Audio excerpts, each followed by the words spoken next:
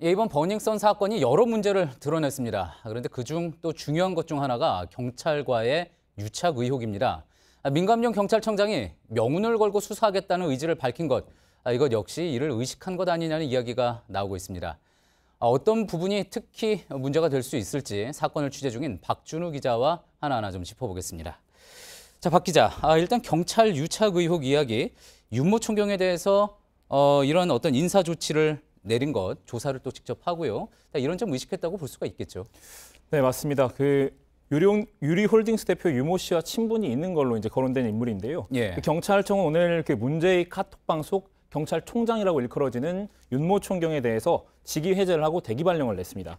그러니까 윤 총경의 계좌와 통화 내역도 모두 다 들여다볼 예정인데요. 예. 어제 이제 윤 총경이 조사를 마치고 집으로 돌아간 길에 기자들이 윗선이 개입된 건 아니냐라는 질문을 하자 윤 총경이 상당히 민감하게 반응을 했습니다. 예. 이제 귀가 도중에 기자들한테 따로 메시지를 보낸 건데 그 메시지 내용이 상부에서 내선에서 끝내라는 지시를 받고 왔느냐는 아주 듣기 거북하고 반박하지 않을 수 없는 질문을 했다 하면서 결코 그런 일이 없다라는 점만 밝혀드린다고 말했습니다. 예, 본인은 매우 거북하다고 이야기를 했지만 이 카톡방에서 언급된 어떤 직책이 경찰총장, 사실은 존재하지 않는 어떤 직급인데 이게 혹시 경찰청장을 이야기하는 것 아니냐, 그런 이야기가 나오면서 의혹이 더 커졌던 건 아닙니까?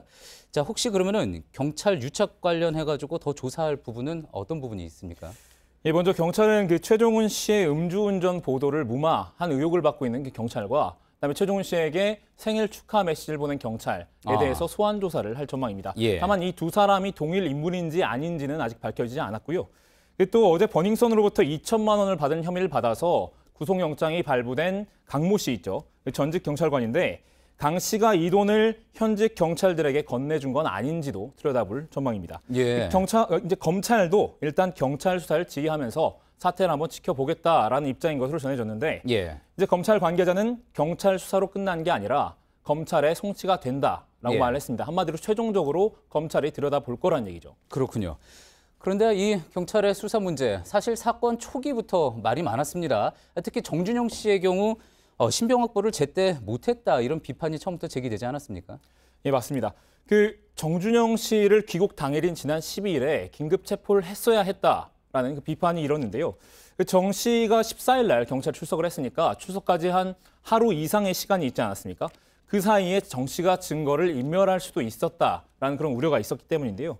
이제 경찰은 구체적으로 범죄 사실이 특정된 게 아니기 때문에 바로 이제 긴급 체포를 할 수 있는 요건은 충족되지 않았다라고 해명을 했지만 예. 비판은 계속 이렇습니다. 예.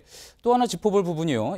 조금 전에 이제 박 기자도 이야기를 했지만 경찰과의 유착 고리로 지목된 그 유리홀딩스의 유모 대표 주거지를 왜 압수수색하지 않았느냐, 이 부분도 제기가 되는 것 같습니다. 네, 그 부분 역시 이제 비판을 받는 대목인데요. 경찰은 이제 카톡방 내 다른 참여자가 유 씨가 경찰총장과 연락하는 걸 봤다라고 올린 정황만으로는 아직 구체적이지 않기 때문에 압수수색을 하기 어렵다라고 말했습니다. 예. 유 씨가 문제의 카톡방 속에서 직접 내가 경찰과 연락했다라는 얘기를 하지 않았다는 거죠. 그래서 우선 경찰은 어제 유 씨 자택에 직접 2차례 방문해서 휴대전화를 제출받았습니다. 예. 원래 유 씨가 휴대전화를 제출하겠다라고 동의를 했는데 제출하지 않아서 직접 찾아가서 받아낸 거고요. 유 씨가 경찰에게 버닝썬 관련 청탁을 넣거나 청탁한 정황이 더 드러나게 되면은 주거지를 압수수색할 수도 있습니다. 예. 사회부 박준우 기자였습니다.